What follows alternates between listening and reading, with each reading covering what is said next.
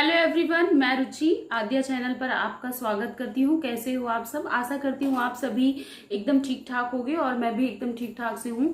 और ये वीडियो आपके लिए इसलिए लेकर के आई हूँ कि जो मिस्टेक्स मैंने अपनी लाइफ में करी है, प्लीज वो मिस्टेक आप मत करिएगा। क्योंकि बेबी फर्स्ट हो या सेकेंड हो, वो हमारे लिए उतना ही इम्पोर्टेंट रखता है। हमारी लाइफ में उसकी प्लेस उतनी ही होती जितनी फर्स्ट बेबी की है। तो बिल्कुल केयरलेस मत होइए। जो भी आपके डॉक्टर्स आपको एडवाइस दे रहे हो उसको आप रेगुलर फॉलो करिए, डॉक्टर के कॉन्टिन्यूअस टच में रहिए और कोई भी मिस्टेक मत रखिए और कोई भी फास्ट वगैरह मत रखिए। और अगर आपके बड़े किसी चीज के लिए मना कर रहे हो तो उसको भी आप जरूर कंसीडर करिए कि किसी रीजन से, अपने पर्सनल एक्सपीरियंस से वो हमें मना कर रहे हैं। ठीक है, आस्था अपनी जगह है, लेकिन कभी कभी जब सिचुएशन ऐसी रहे तो उसके हिसाब से काम करना चाहिए। तो बस मेरा जो मेन पर्पज है वीडियो लाने का वो यही है। तो चलिए अभी वीडियो को गाइस मैं आपको स्टार्टिंग से अपनी प्रेगनेंसी के बारे में बताऊंगी। तो 2019 में मेरी नंद की शादी थी, यानी मेरी दीदी की जो है वो मैरिज थी 2019 में और फेब में थी। और उस टाइम मुझे प्रेगनेंसी नहीं थी और उसके बाद ही मुझे प्रेगनेंसी हुई। तो मेरी प्रेगनेंसी में कोई भी कॉम्प्लिकेशन नहीं था, मतलब सब कुछ नॉर्मल था। एवरी मंथ चेकअप वगैरह होते रहे तो कोई भी प्रॉब्लम्स नहीं आई। और मैं बहुत ही एक्साइटेड थी क्योंकि अक्षत की बर्थ ऑलरेडी हो चुकी थी। तो मुझे जो अक्षत है तो मुझे बेटा था ही ऑलरेडी। तो नेक्स्ट जो बेबी मुझे चाहिए था वो बेटी ही चाहिए था। लेकिन माइंड में मेरे ये था, फैमिली में मम्मी ने और सभी ने यही बोला कि बेटी भले तुम्हें चाहिए लेकिन तुम अपने दिमाग में मत रखना, क्योंकि कोई चीज़ अपने माइंड में रख लो ना आप तो बहुत फिर प्रॉब्लम होती है। तो कुछ भी सोच के मत चलना, बेटा भी हो सकता है, बेटी भी हो सकती है। तो फिर मैंने थोड़ा सा अपने माइंड को मतलब ठीक किया कि नहीं, ठीक कह रही हैं मम्मी, ठीक कह रही हैं कि हाँ इस पर हमारा जोर तो नहीं है। तो बट फिर भी मुझे जो एक्साइटमेंट थी वो बेटी के लिए ही थी। लेकिन सब कुछ नॉर्मल चलता रहा। और एक चीज़ हम लेडीज़ के साथ बहुत ज़्यादा होती है, वो ये होती है कि जब हमारी फर्स्ट डिलीवरी होने वाली रहती है तो हमें ना मतलब खुद का केयर करना बहुत अच्छा लगता है। फैमिली भी हमारा केयर बहुत करती है। तो जब मेरी अक्षत की बर्थ होने वाली थी तो सब ने, मम्मी घर में, दीदी मायके जाओ तो वहाँ मम्मी, सभी लोग मतलब ये खाओ वो खाओ, ये खाने से बच्चा गोरा होगा, ये खाने से दिमाग तेज होगा, बहुत सारी चीज़ें थी। तो सभी मुझसे बोलते रहे और मैं भी बहुत केयरफुल रहती थी। मतलब डॉक्टर्स के सारे जो भी बातें हैं वो मैंने मानी। और 9 मंथ्स मैंने कोई ट्रैवलिंग नहीं करी, मतलब सब कुछ अच्छा ही किया। और बहुत ज़्यादा पानी भी पिया मैंने। बोले कि प्रेगनेंसी में पानी की कमी बहुत अक्सर हो जाती है। तो अक्षत की बर्थ के टाइम मैंने खूब सारे फ्रूट्स खाए, नारियल पानी पिया, बहुत कुछ किया।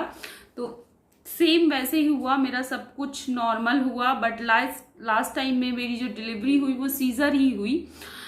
कई रीज़न थे उसके लास्ट टाइम में, मतलब कई रीजन ऐसे हो गए जिसके कारण मेरी सीजर डिलीवरी हुई। बट आद्या के टाइम क्या हुआ, मेरे माइंड में एक चीज़ आ गई कि कितना भी कर लो सिजेरियन ही डिलीवरी होनी है तो ज़्यादा कुछ मत करो। तो मैं थोड़ा सा केयरलेस हो गई सेकेंड बेबी के टाइम में। और मेरे साथ मेरी फैमिली भी केयरलेस हो गई।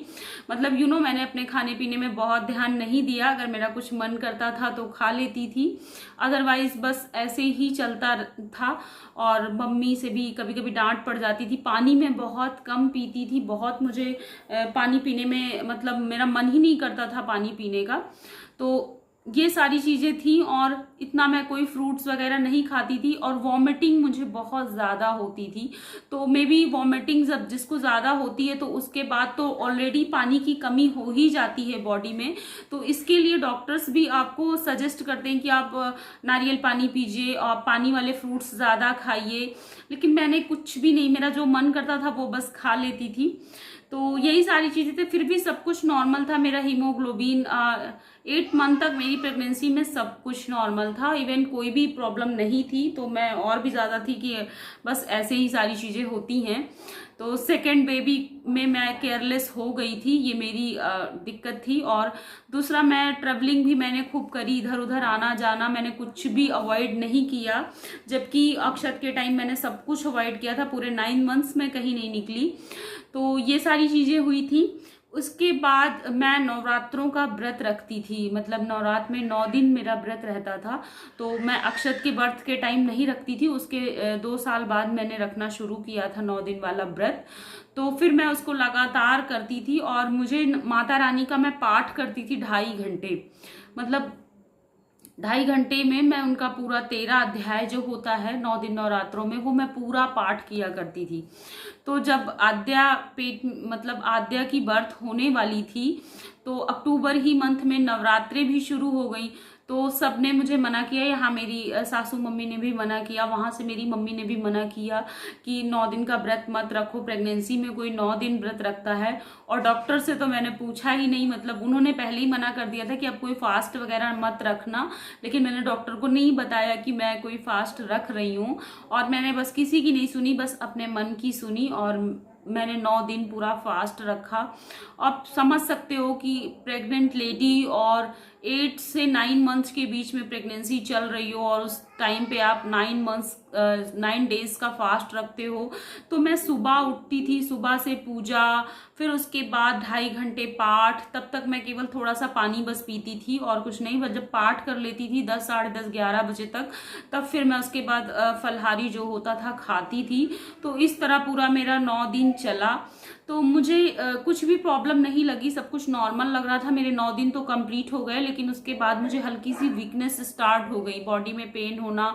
और जबकि मेरी डिलीवरी को पूरे अभी कितने दिन बचे हुए थे, पूरे 30 दिन बचे हुए थे, मतलब 1 मंथ पूरा बचा हुआ था। मेरा 8 मंथ कंप्लीट हुआ था, 9 मंथ्स मेरा लगा हुआ था। तो पूरी 1 महीने मेरी जो मेरी जो डिलीवरी ड्यू डेट थी, वो उसके लिए पूरा 1 महीने का समय बचा हुआ था। तो मैं ना मुझे हल्की हल्की वीकनेस लगी, लेकिन फिर भी मैं डॉक्टर के पास नहीं गई। और मुझे ये था कि मेरा अब लास्ट अल्ट्रासाउंड होना है, जो कलर्ड होता है, कलर्ड अल्ट्रासाउंड। तो उसके लिए मुझे जाना था डॉक्टर के पास। तो मैं फिर भी नहीं गई। दशहरा आ गया, फैमिली में सभी लोग थे, हम लोगों ने दशहरा सेलिब्रेट किया। उसके बाद अचानक से मुझे फीवर आना शुरू हो गया, और फीवर इतना ज़्यादा हो गया कि मतलब पूरी बॉडी मेरी फीवर से पेन करने लगी। तो उसके बाद फिर जो है मैंने ये डिसाइड किया कि नहीं, अभी जो डॉक्टर ने अल्ट्रासाउंड लिखा है वो हम अभी ही जाके कराएंगे। तो हम लोग डॉक्टर के पास गए, और जो यहाँ सबसे अच्छा अल्ट्रासाउंड सेंटर है, वहाँ पर जा करके मैंने अल्ट्रासाउंड कराया। तो जैसे ही डॉक्टर ना मेरा चेकअप करना शुरू हुए, तो उन्होंने जैसे ही मशीन को मेरे बॉडी में लगाया और चेक करना स्टार्ट किया, तो मेरा फर्स्ट क्वेश्चन था, समझ रहे हो, जो एक माँ होती ना, जो माँ के दिमाग में पहला क्वेश्चन आता वो आता है यही कि मेरा बेबी ठीक है कि नहीं। तो मैंने डॉक्टर से तुरंत ये पूछा कि क्या मेरा बेबी ठीक है, कोई प्रॉब्लम तो नहीं है। तो डॉक्टर ने कहा कि मतलब उन्होंने कुछ रिप्लाई नहीं किया। तो मैंने अगेन वही क्वेश्चन किया। तो फिर उन्होंने बोला कि आप आज तुरंत जा करके अपने जो भी आपकी लेडी डॉक्टर हैं, जो भी आपकी गायनिक हैं, आप उनसे जा करके तुरंत के तुरंत कंसल्ट करिए। तो मैंने बोला ऐसा क्या है कि आप ऐसा बोल रहे हो। तो बोले आपका जो फ्लूइड है वो बिल्कुल कम हो गया है, मतलब आपको पानी आपके बॉडी में जो बच्चेदानी में पानी होता है वो बिल्कुल भी मतलब कम हो गया है, और उससे बच्चा सूखना स्टार्ट हो गया है। तो आप जितना जल्दी हो सके आप सीजर करवा लीजिए। तो फिर मुझे तो कुछ समझ ही नहीं आया, क्योंकि अभी पूरे 1 मंथ्स बचे हुए थे। तो सोचो 1 मंथ्स अगर आपकी डिलीवरी को बचे हों और आपको सीजर करानी पड़े तो कितनी प्रॉब्लम होगी। मतलब मेरे दिमाग में कई क्वेश्चन थे, प्री मेच्योर डिलीवरी होगी, बेबी पूरा मतलब पूरा जो उसका डेवलपमेंट है वो हुआ होगा कि नहीं होगा, बहुत सारे क्वेश्चन थे। तो सडनली मैं इतना घबरा गई कि मुझे कुछ भी समझ में नहीं आया, और होता नहीं बहुत घबराहट होना। तो मैं घर आ गई, और घर आने के बाद फिर मेरा फीवर लगातार था ही। तो उस समय हस्बैंड मेरे घर पे नहीं थे, तो फिर मैंने इनको फ़ोन पे बताया, तो ये फिर घर आए। और जब ये घर आए तो फिर उन्होंने मुझसे पूछा कि क्या बोला है डॉक्टर ने, तुम घबराओ नहीं, जो भी होगा देखेंगे। तो बोले कि फिर हम तुरंत अपने नियरेस्ट जो डॉक्टर थी उनसे मैंने कंसल्ट किया।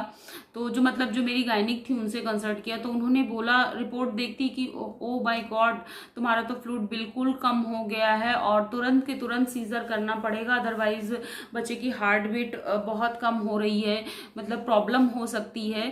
तो मतलब इतनी ज़्यादा मुझे घबराहट हुई कि मैं खुद ही परेशान हो गई कि ये क्या चीज़ें हो रही हैं। तो फिर हम लोगों ने बोला कि ठीक है हम घर जाते हैं और आपस में डिस्कस करके आते हैं। तो डॉक्टर ने कहा कि जो भी आपको डिस्कशन करनी है वो आप जल्दी से जल्दी करो। तो हम फिर घर आ गए। फिर हमें ये लगा कि चलो अक्षत के टाइम कुछ प्रॉब्लम्स मुझे हुई थी, तो उसके लिए हमने सिर्फ एक ही डॉक्टर से कंसल्ट किया था, तो ये भी ठीक नहीं है, तो एटलीस्ट हमें एक दो डॉक्टरों से और कंसल्ट करना चाहिए। तो